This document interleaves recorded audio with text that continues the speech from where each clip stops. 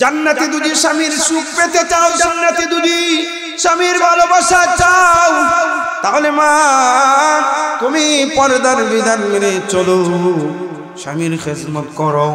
আল্লাহর রাসূল বলেছেন নেককার সন্তান যদি তুমি পেতে চাও, শেখে কাতিয়ার মতো, শেখে গাজীনগরের মতো আদর্শবান সন্তান যদি তুমি পেতে চাও মা, তাহলে তোমার কাজ হলো তুমি মহান মালিককে খুশি করো, মহান মালিকের হুকুমগুলো যদি মানো, অটোমেটিক তোমার সন্তানগুলো আদবওয়ালা হবে, আখলাকওয়ালা হবে। এক্সাম্পল দিয়েছেন পর্দার সাথে যে সমস্ত মা বাবারা মা চলে দেখবা, মার যখন প্রথম বিবাহ বন্ধনে হয়, দেখবা 1 বছর 2 বছর দেখবা মা দেখবা পর্দার সাথে চলে। যখন ওই মার গর্ভ থেকে একটা সন্তান হয়, দেখবা ওই সন্তানটা সরল হয়, নরমাল হয়, ওই সন্তানটা আদবওয়ালা হয়। ঠিক না বেঠিক বলেন? একদম সরলওয়ালা হয়, মা ভক্ত হয়, বাবা ভক্ত হয়। একজন ব্যক্তির 2টা সন্তান ছিল, একটা সন্তান দুষ্ট আকারের, আর একটা সন্তান ছিল একদম দুর্বল, অর্থাৎ একদম সরল সোজা। মাকে ভালোবাসে 2 সন্তানও। একদিন মা বলে আমার বড় ছেলে খুব আদবওয়ালা, আখলাকওয়ালা, আমার বড় ছেলে আমাকে খুব মহব্বত করে। বাবা বলে আমার ছোট্ট ছেলেও আমাকে ভালোবাসে। দেখা যাক, প্রমাণ হয়ে যাক কে কাকে ভালোবাসে। আমার বড় ছেলে খুব ভালো। মা বলে তাহলে দেখা যাক, পরীক্ষা হয়ে যাক। একদিন মা সকালবেলা কি করলো, বাড়ির মধ্যে চুলমুল আউলাইয়া কন্দন শুরু করলো। বড় ছেলে যখন বাড়ির মধ্যে আসলো, বড় ছেলে বলে মা গো তোমাকে এই অবস্থা কেন, তুমি কান্দো কেন? কয় রে বাবা বলিস না, তোর বাবা আমাকে এইভাবে বিনা কারণে আমাকে কত মারধর করলো, আমাকে ঘর থেকে বাহির করে দেয় রে বাবা।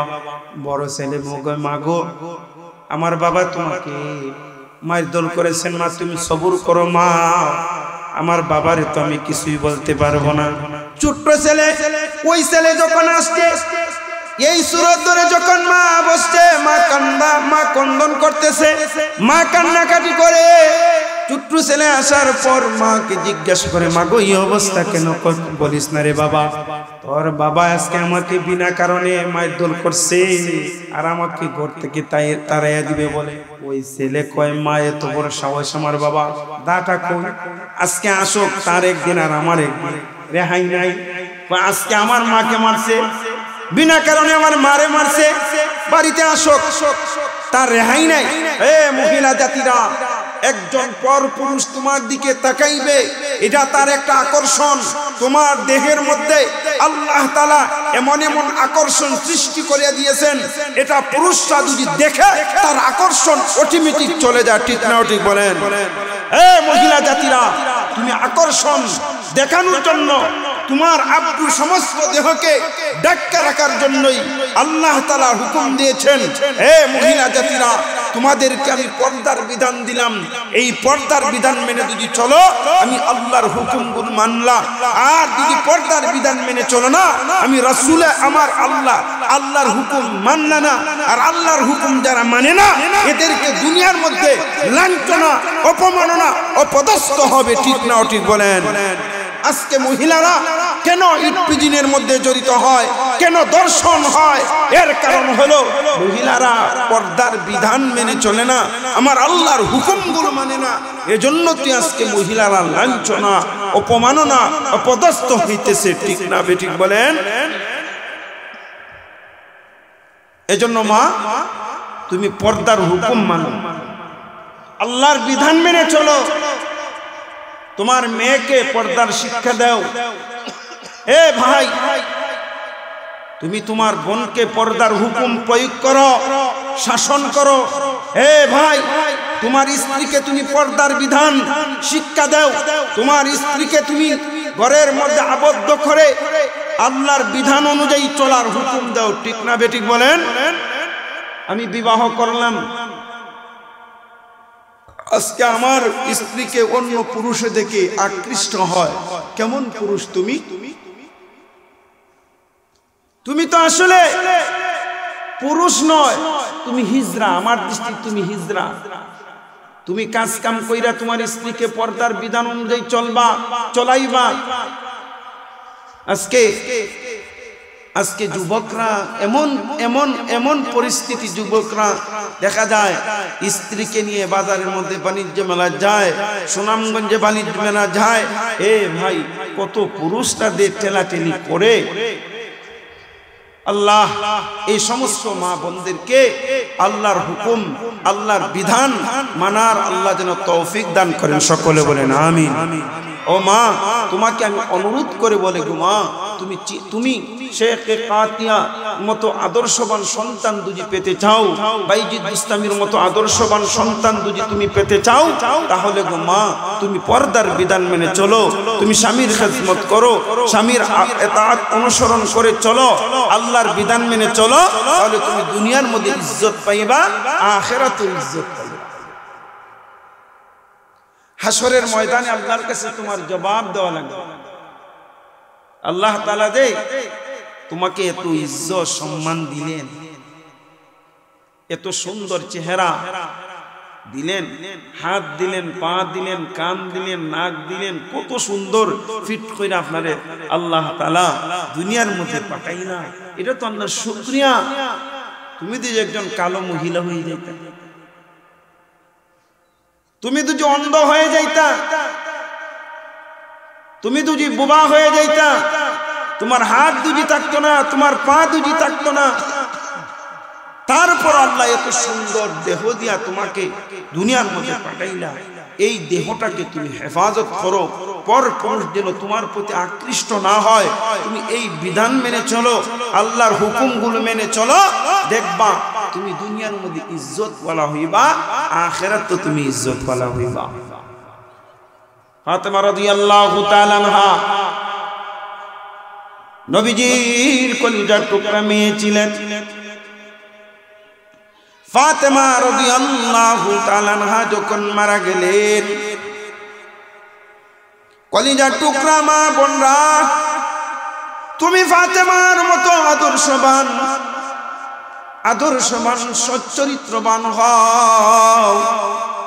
ফাতেমা রাদিয়াল্লাহু তাআলা আনহা যখন ইন্তেকাল করলেন, ইন্তেকালের আগে আলীকে বলে গিয়েছিলেন, ওয়ালি আপনি আমাকে রাত্রিবেলা দাফন কাফন করবা। দেখো মা, আজকে মা বোনরা যখন মারা যায়, দেখা যায় শত শত যুবকরা গিয়া দেখে, শত শত বেগানা পুরুষরা গিয়া দেখে। ভাই, আজ থেকে নিয়ত করবা, একজন মহিলা যদি মারা যায় কোন পুরুষকে দেখাইবা না। একজন পুরুষ যদি মারা যায়, একজন বেগানা মহিলাকে কখনো দেখাইবা না। আজকে এই সমাজের মধ্যে একজন মহিলা যদি মারা যায়, শত শত পুরুষরা গিয়া দেখে, আর একজন পুরুষ যদি মারা যায়, শত শত মহিলারা গিয়া দেখে, লাইন ধরে ধরে গিয়া দেখে। মরার পরও তাকে শাস্তি দেওয়া হয়। একজন বেগানা পুরুষে যদি একজন বেগানা মহিলাকে দেখে কবিরা গুনাহ করলো। একজন মেয়ে যদি মারা যায়, একজন বেগানা পুরুষ যদি দেখে একটা কবিরা গুনাহ। এই কবিরা গুনাহ আজকে পৃথিবীর মধ্যে প্রত্যেকটা গ্রামের মধ্যে চয়লান আছে। অথচ ফাতেমা রাদিয়াল্লাহু তাআলা আনহা বললেন যে আমাকে রাত্রেবেলা দাফন কাফন করিও, যাতে আমাকে মানুষে না দেখতে পারে, পর পুরুষরা যে না দেখতে পারে। ফাতেমার ইজ্জত আল্লাহ কেমন করে দিলেন, সমস্ত নারীদের সর্দানেরই বানাইয়া দিলেন। এর কারণ হলো ওই ফাতেমা আল্লাহর বিধান মেনে চলেছেন, স্বামীর খেদমত করেছেন, স্বামী সন্তুষ্ট ছিলেন। ফাতেমা রাদিয়াল্লাহু তাআলা আনহা স্বামীর খেদমত করেছিলেন। খাদিজা রাদিয়াল্লাহু তাআলা আনহা স্বামীকে ভালোবাসছেন, স্বামীর খেদমত করেছেন, স্বামীর হুকুম মেনে চলেছেন। এজন্য তো রাসূলুল্লাহ সাল্লাল্লাহু আলাইহি ওয়াসাল্লাম ফাতেমাকেও ভালোবাসছেন, খাদিজাকেও ভালোবাসছেন। সুবহানাল্লাহ বলেন। তুমি যদি ফাতেমার মতো আদর্শবান মা হও, খাদিজার মতো আদর্শবান মা যদি তুমি হতে চাও, তাহলে মা তুমি পর্দার বিধানগুলো মানো, তাহলে দেখবা তোমার গর্ভ থেকে নেককার সন্তান হবে, আদবওয়ালা সন্তান হবে, আখলাকওয়ালা সন্তানগুলো হইবে। আজকে তো আমাদের সন্তানগুলো আখলাকওয়ালা হয় না, নেককার হয় না। আজকে আমাদের নেককার সন্তান না হওয়ার কারণ হলো আমাদের মা গুলো গড়ের রাঁধুনি ঠিক না, গড়ের মা ঠিক নয়। কত বেগানা পুরুষের সাথে বেপরদা হয়ে চলে, গফ করে, আলাপ করে। এই যুবক ভাই, তুমি আল্লাহর হুকুমগুলো মানো, তোমার স্ত্রীকে আল্লাহর হুকুম বিধান মানার হুকুম প্রয়োগ করো। আজকে আমরা তো এটা সহজ, আমরা ডাইলে চালে খিচুড়ি বানাইছি,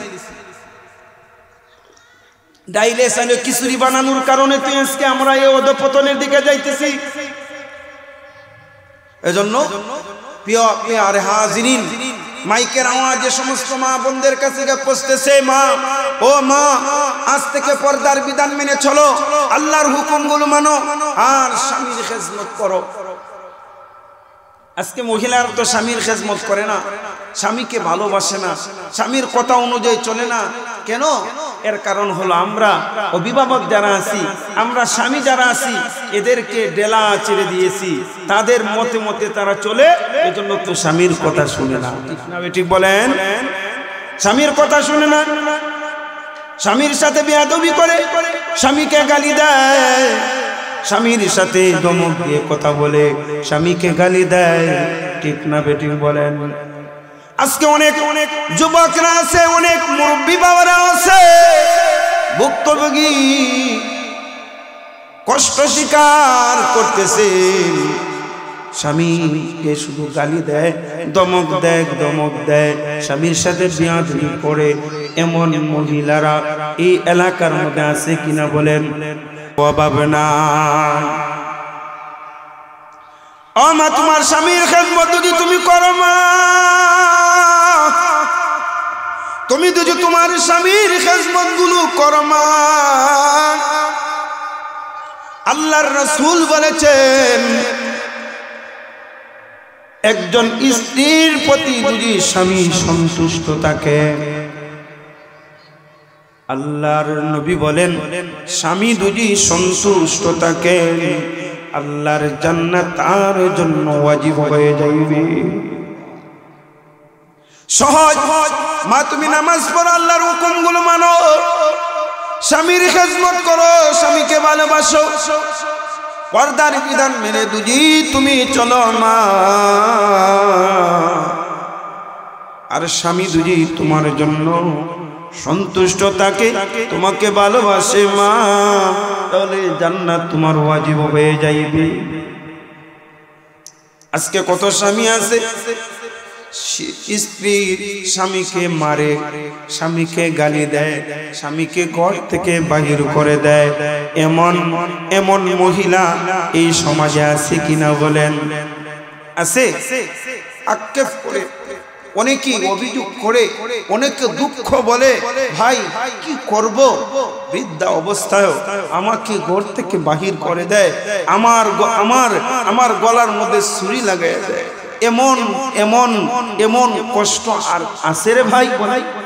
যে স্বামী এত কষ্ট করে মাথার গাম পা ফেলে রুজি রোজগার করে বিদেশে যায়, হ্যাঁ, বিদেশ থেকে আসার পর অনেক কষ্ট হয়, 10 বছর 5 বছর বাহিরে থাকলো, আসার পরে দেখা যায় স্বামীর সুখ নাই। আছে না এমন মেয়ে? আছে না এমন মেয়ে?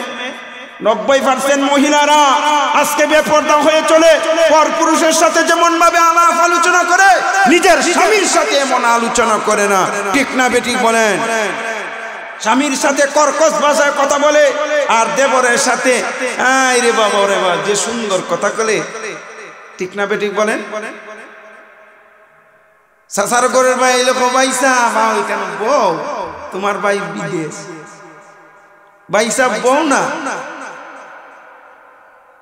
মামুর ঘরের বাইলে হবাইছে বউ, দারুণে বয়। আছে না এমন মেয়ে? আছে কিনা বলেন? এটা লজ্জা শরম নাই, এটা তো আল্লাহর বিধান। এটা আল্লাহর বিধান, তুমি আল্লাহর বিধান মানলে না। আল্লাহ বলেছে ওয়াকারনা ফি বুয়ুতিকুন্না ওয়ালা তাবাররাজনা তাবাররুজাল জাহিলিয়াতিল উলা। এ মহিলা জাতিরা, বর্বরতার যুগ ছিল, জাহিলিয়াতের যুগ ছিল, তোমাদের কোনো দাম ছিল না, তোমাদেরকে জিন্দা দাফন করে দেওয়া হইতো। ওই মহিলা জাতিদেরকে আল্লাহ এত ইজ্জত দিলেন, সম্মান দিলেন। ও মহিলা জাতিরা, তুমি যদি তোমার স্বামীর খেদমত করো, তুমি যদি আল্লাহর বিধানগুলো মানতে পারো, তুমি যদি পর্দার বিধান মেনে চলো, পাঁচ ওয়াক্ত নামাজ পড়ো, আল্লাহর রাসূল বলেছেন স্বামী যদি তোমার প্রতি সন্তুষ্ট থাকে, আল্লাহর তৈরি জান্নাতের মালিক তুমি হয়ে যাইবা। সহজে জান্নাতে যাওয়া, মা তুমি পাঁচ ওয়াক্ত নামাজ পড়বা, স্বামীর খেদমত করবা, জান্নাতের মালিক তুমি হয়ে যাইবা। স্বামীকে কখনো কষ্ট দিবা না, স্বামীর ভালোবাসা পাওয়ার জন্য শ্রম মেহনত করবা। এক মহিলা স্বামীকে ভালোবাসে, স্বামীর জন্য দেওয়ানা। এক হুজুরের কাছে গিয়া বলে, হুজুর আমার স্বামী আমাকে আগে বেশি ভালোবাসতেন, এখন তো আমাকে ভালোবাসে না। হুজুর আপনি আমাকে একটা তাবিজ দেন, যাতে আমার স্বামী আমাকে ভালোবাসে, যাতে আমার স্বামী আমাকে ভালোবাসে। হুজুর বললেন তোমাকে আমি একটা তাবিজ দিব, তবে তুমি যদি সিংহের রুমা একটা আইনা আমাকে দিতে পারো, তাহলে আমি তোমাকে একটা তাবিজ বানাইয়া দিব। জিতা সিংহের রুমা কেউ দিতে পারবেন? বলেন পারবেন? সিংহের রুমা।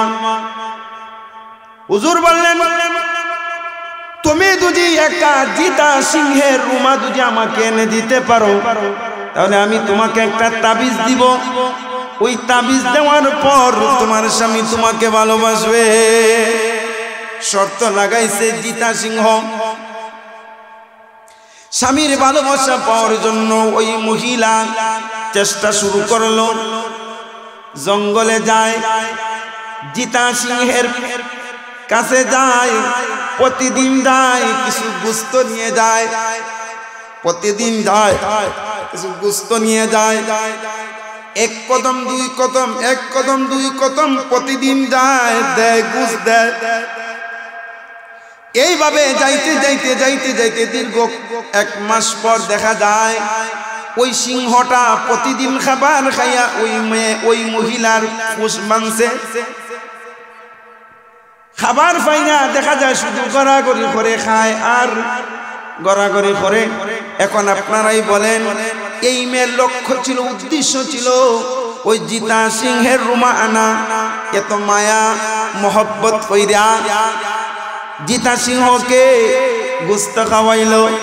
পরিশেষে যখন ওই সিংহটা খানা খাইয়া শুধু গড়াগড়ি করে, এই মেয়েও একদিন ওই রুমা যে সময় সিংহটা ঘুমাইছে, তখন ওই মেয়ে ওই জিতা সিংহের রুমাটা টান দিয়ে আনছে। আনার পর হুজুরের কাছে দিছে, হুজুর নেন নেন, আমি অনেক কষ্ট করে আমার জানের বিনিময় আমি অনেক কষ্ট করে হুজুর আমি রুমাটা আনলাম, নেন আমাকে একটা তাবিজ বানাইয়া দেন। আমার স্বামী আমাকে ভালোবাসে না, আমার স্বামী আমাকে ভালোবাসে না, হুজুর আমাকে একটা তাবিজ দেন। হুজুর ওই তাবিজটা আবার ওই রুমাটা ফালাইয়া দিলেন আর বললেন, মা গো, ও মা, একটা সিংহ মানুষ পাইলে মানুষকে খেয়ে ফেলে, মানুষের রক্ত মাংস খেয়ে ফেলে, কিন্তু মা তুমি অনেক কষ্ট করে সাধনা করে ওই জিতা সিংহকে তুমি পোষ বানাইয়া একটা জিতা সিংহের রুমা তুমি আনলা, মা তোমার কোনো কষ্ট হয়েছে কিনা? বলে হ্যাঁ অনেক কষ্ট হয়েছে মা গো। একটা অবুঝ প্রাণীকে তুমি পোষ বানাইতে পারলা, তোমার স্বামীকে তুমি যদি ভালোবাসতা, তুমি যদি মহব্বত করতা, অবশ্যই তোমার স্বামী তোমাকে ভালোবাসত। ও মা তুমি তোমার স্বামীকে খেদমত করো, ভালোবাসো, আদব আখলাক দিয়ে তোমার স্বামীকে তুমি সচ্চরিত্রবান বানাইতে পারবা। আজকে মা তুমি একজন তোমার পরপুরুষের কাছে গেলে দেখবা সাজ্জা গুজা যায়, সুন্দর সুন্দর লিপস্টিক আর তাহত লাগায়, আর নতুন নতুন কাপড় পরিধান করে, কিন্তু স্বামী সারাটা দিন আসার পরে কাজ কাম করার পরে দেখা যায় স্বামীর কাছে আসলে নতুন কাপড় পরিধান করে না। এমন মহিলা আছে কিনা বলে, আছে কিনা? আজকে মা বোনরা, ও মা তোমার স্বামীর খেদমত গুলো তুমি যদি করো, পর্দার বিধান গুলো মেনে যদি তুমি চলতে পারো, আল্লাহর তৈরি জান্নাত তোমার জন্য ওয়াজিব হয়ে যাবে। সুবহানাল্লাহ বলেন, আরো জোরে বলেন না সুবহানাল্লাহ। এজন্য মা গো, ও মা তুমি পর্দার বিধান মানো। পর্দা তো আল্লাহর বিধান, আল্লাহর হুকুম, নামাজ পড়া আল্লাহর হুকুম, রোজা রাখা আল্লাহর হুকুম, যাকাত দেওয়া আল্লাহর হুকুম, হজ করা আল্লাহর হুকুম। পর্দা হুকুম মানাও আল্লাহর হুকুম। তাহলে এই পর্দা আজকে মানুষকে আদায় করে মানে বলেন? মা তোমাদের কাছে মাইকের আওয়াজ গিয়ে পৌঁছতেছে গো মা, মা তুমি তুমি নেককার হও, তুমি আদবওয়ালা হও, তুমি সচ্চরিত্রবান হও, তোমার স্বামীর খেদমত করো, দেখবা তোমার স্বামী তোমাকে ভালোবাসবে। তোমার স্বামীর ভালোবাসা, তোমার স্বামী যদি তোমাকে ভালোবাসে, তুমি যদি মারা যাও, তুমি যদি মারা যাও, তোমার স্বামী তোমার জন্য চোখের পানি ফেলাইয়া কান্দে আর দোয়া করে, আল্লাহ 20 বছর 30 বছর একসাথে থাকছি, কত মহব্বত করছে, কত ভালোবাসছে, চোখের পানি ফেলাইয়া যদি কান্দে, যদি কান্দে, আল্লাহর রাসূল বলেছেন স্বামী যদি খুশি থাকে, স্বামী যদি খুশি থাকে, আল্লাহর তৈরি জান্নাত ওই মহিলার জন্য ওয়াজিব হয়ে যাবে। আসলে খুব বর্তমান পুরুষ জাতিরা খুব কষ্টের মধ্যে আছে, নাই? কি বলেন আপনারা? কষ্টের মধ্যে আছে কিনা বলেন? শান্তি নাই, শান্তি নাই, বাড়িতে গেলে শান্তি নাই, ঘুমাইতে শান্তি নাই, আর সন্দেহ করে, সন্দেহ করে, ঠিক না বেঠিক বলেন? সন্দেহ করে কিনা বলেন? সন্দেহ করে। তুমি যদি ভালো থাকো, তোমার স্বামী অটোমেটিক ভালো, আর তুমি যদি সন্দেহ করো, শান্তি পাইবা না, শান্তি পাইবা না। তুমি স্বামীকে ভালোবাসো, ভালোবাসো, দিল দিয়ে ভালোবাসো, কারণ তোমার স্বামীর খেদমত করলে আল্লাহ খুশি। তোমার স্বামী যদি তোমাকে ভালোবাসে, ওই স্বামীর ভালোবাসা যদি তুমি পেতে চাও, তোমার কাজ হলো স্বামীকে সেবা যত্ন করে স্বামীকে ভালোবাসো, স্বামীর খোঁজ খবর নাও। স্বামী সারাটা দিন কাজ কাম করে যখন আসে, শরীর ব্যথা হয়, পা ব্যথা হয়, কোমর ব্যথা হয়, এ মা তুমি তোমার স্বামীকে মাথার হাতায়া দাও, মাথা হাতায়া দাও, পা টিপায়া দাও। স্বামী যদি শান্তি পায়, তুমি শান্তি যদি পায়, তাহলে রাসূল বলেছেন ওই স্বামীর সুখ যদি তুমি দিতে পারো, আল্লাহ তাআলা তোমাকে জান্নাতের মালিক বানায়া দিবে। জান্নাতে যদি স্বামীর সুখ পেতে চাও, জান্নাতে যদি স্বামীর ভালোবাসা চাও, তাহলে মা তুমি পর্দার বিধান মেনে চলো, স্বামীর খেদমত করো। আল্লাহর রাসূল বলেছেন নেককার সন্তান যদি তুমি পেতে চাও, শেখে কাতিয়ার মতো, শেখে গাজীনগরের মতো আদর্শবান সন্তান যদি তুমি পেতে চাও মা, তাহলে তোমার কাজ হলো তুমি মহান মালিককে খুশি করো, মহান মালিকের হুকুমগুলো যদি মানো, অটোমেটিক তোমার সন্তানগুলো আদবওয়ালা হবে, আখলাকওয়ালা হবে। এক্সাম্পল দিয়েছেন পর্দার সাথে যে সমস্ত মা বাবারা মা চলে দেখবা, মার যখন প্রথম বিবাহ বন্ধনে হয়, দেখবা 1 বছর 2 বছর দেখবা মা দেখবা পর্দার সাথে চলে।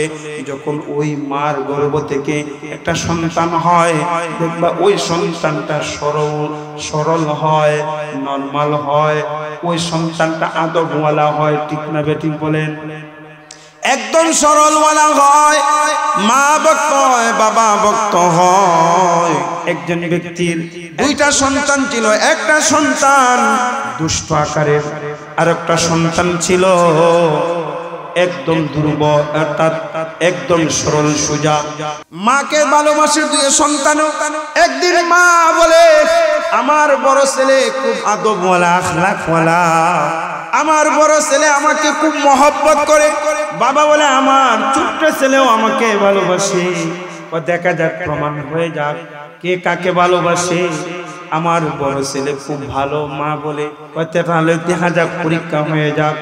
একদিন মা সকালবেলা কি করলো, বাড়ির মধ্যে চুলমুল আউলাইয়া কন্দন শুরু করলো। বড় ছেলে যখন বাড়ির মধ্যে আসলো, বড় ছেলে বলে, মা গো, তোমাকে এই অবস্থা কেন, তুমি কান্দো কেন? কয় রে বাবা, বলিস না, তোর বাবা আমাকে এইভাবে বিনা কারণে আমাকে কত মারধর করলো, আমাকে ঘর থেকে বাহির করে দেয় রে বাবা। বড় ছেলে মা গো, আমার বাবা তোমাকে মারধর করেছেন, মা তুমি সবুর করো মা, আমার বাবারে তো আমি কিছুই বলতে পারবো না।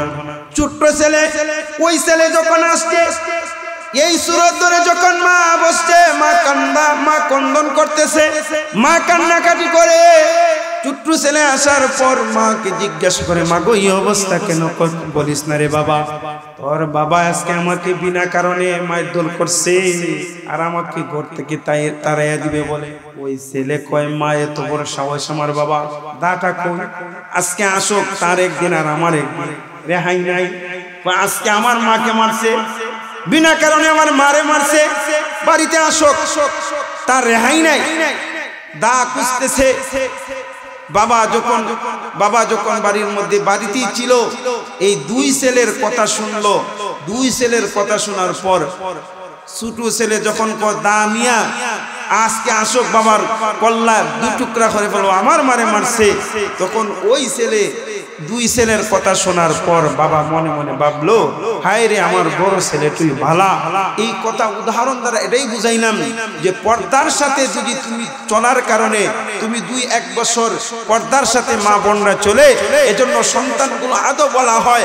আর যে সমস্ত মহিলারা বেপর্দা হয়ে চলে, স্বামীর খেদমত করে না, স্বামীর সাথে বিয়াদবি করে, ওই সন্তানগুলো বিয়াদব হয়। ওই সন্তানরা কখনো মার সাথে বাবার সাথে আদব আখলার সাথে চলতে, ঠিক না বেঠিক বলেন? আজকে সমাজের যুবকরা মা বাবার খেদমত করে না, মা বাবারও খেদমত করে না। আর কেন করে না?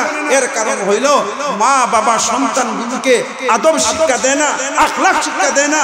মা সন্তানকে শুধু জন্মই দিলেন, বাবা তুমি সন্তানকে জন্মই দিলেন, ওই সন্তানকে যদি আখলাক শিক্ষা না দাও, পর্দার শিক্ষা না দাও, ও মা তোমার মেয়েকে যদি তুমি পর্দার বিধান শিক্ষা না দাও, আজকে মা বোনরা নিজের মেয়েকে বেগানা পুরুষের সাথে চলে বাজারে যায়, বেপর্দা হয়ে যায়। আজকে অভিভাবকরা তার শাসন করে না। এমন বাবা, এমন মা সমাজে আছে কিনা বলেন, যা পর্দার সাথে চলে না। আজকে সন্তানকে আমরা ভালোবাসি, কিন্তু কি ভালোবাসলাম? যে মেয়েকে জাহান্নাম থেকে বাঁচাইতে পারলাম না, যে মেয়েকে জাহান্নাম থেকে বাঁচাইতে পারলাম না, যে ছেলেকে জাহান্নাম থেকে বাঁচাইতে পারলাম না, আমরা কেমন সন্তান হইলাম? আসলে সময় সংকীর্ণ, আমি 2 মিনিটের ভিতরেই আমি একটা, যে আজকে সন্তানদেরকে ভালোবাসেন।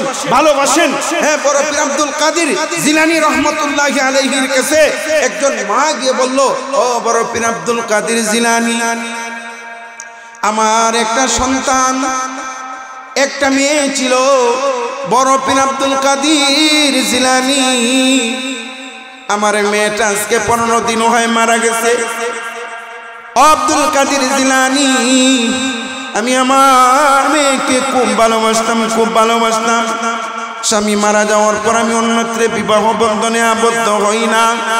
স্বামী আমার মারা যাওয়ার পর আমি অন্যত্র বিবাহ বন্ধনে আবদ্ধ হই নাই। ওই মেয়ের ভালোবাসায় আমি অন্যত্র বিবাহ বন্ধনে আবদ্ধ হই নাই। আজকে 15 দিন হয় আমার মেয়েটা মারা গেছে। ও আব্দুল কাদের জিলানী, আপনি এমন কোন আমল দেন যাতে আমি আমার মেয়ের কবরের অবস্থা আমি জানতে পারি, স্বপ্নের মাধ্যমে হয় যেন আমি জানতে পারি।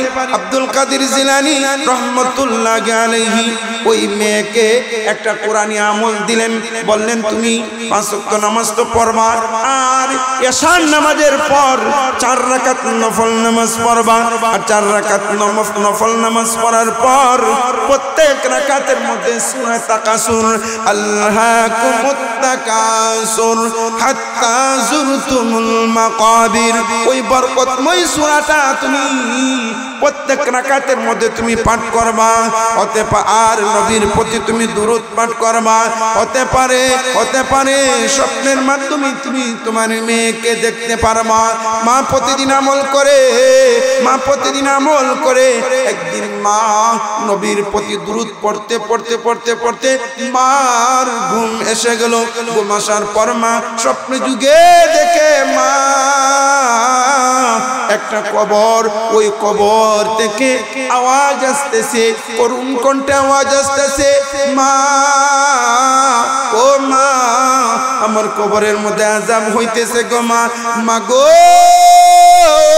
মা আমার কবরের মধ্যে আযাব হইতেছে, মা মা তুমি আমাকে কবরের আযাব থেকে বাঁচাও গো মা, মা গো ভয়ানক আযাব হইতেছে মা, আমি আর বরদাস্ত করতে পারতেছি না মা, মা তুমি আমাকে না অনেক ভালোবাসতা গো মা, মা গো তোমার কাছে আমি যা চাইছি তুমি সব দিয়েছো গো মা, এখন মা গো আমি দুনিয়াবি আর কোনো কিছু চাই না মা, মা গো আমার কবরের মধ্যে আযাব হইতেছে মা, মা তুমি আমাকে কবরের আযাব থেকে বাঁচাও।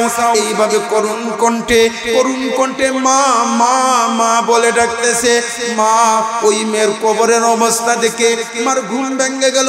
মার ঘুম ভাঙার পর ওই মেয়ে ওই মহিলা বরফের আব্দুল কাদের জিলানীর কাছে গিয়ে বলতেছে, ও আল্লাহর ওলি, আগে তো ছিলাম ভালোই ছিলাম, আমি গত রাত্রে স্বপ্নে যুগে দেখলাম আমার মেয়ের কবরের মধ্যে আযাব হইতেছে, আমার মেয়ে কবর থেকে হাউ মাউ করে কাঁদতেছে আর বলতেছে, মা গো আমার কবরের মধ্যে আযাব হইতেছে, মা গো তুমি আমাকে কবরের আযাব থেকে বাঁচাও গো মা, মাগো কবরের আযাব ভয়ানক আযাব আর সহ্য হয় না গো মা। এইভাবে করুণ কণ্ঠে কাঁদতেছে। ও আল্লাহর ওলি, আমি কি দেখলাম? আল্লাহর ওলি আব্দুল কাদের জিলানী রাহমাতুল্লাহি আলাইহি বললেন, মাগো তুমি তো কোরআনী আমল করলা, এটা তো মিথ্যা হতে পারে না। তাহলে কি মা তোমার মেয়েকে তুমি মুসলমান বানাও নাই? তুমি কি তোমার মেয়েকে তালিম দাও নাই? তুমি কি তোমার মেয়েকে কোরআন শিক্ষা দাও নাই? তুমি কি তোমার মেয়েকে পর্দার শিক্ষা দাও নাই? তুমি কি তোমার মেয়েকে আল্লাহর হুকুম নবীর তরিকা চলার জন্য হুকুম দাও নাই? কয় না আমি নামাজ শিক্ষা দেই নাই, পর্দার শিক্ষা দেই নাই, কোরআন শিক্ষা দেই নাই। এ যুবক, এ মুরব্বী বাবারা, ও মা বোনরা, তুমি যদি তোমার মেয়েকে ভালোবাসো,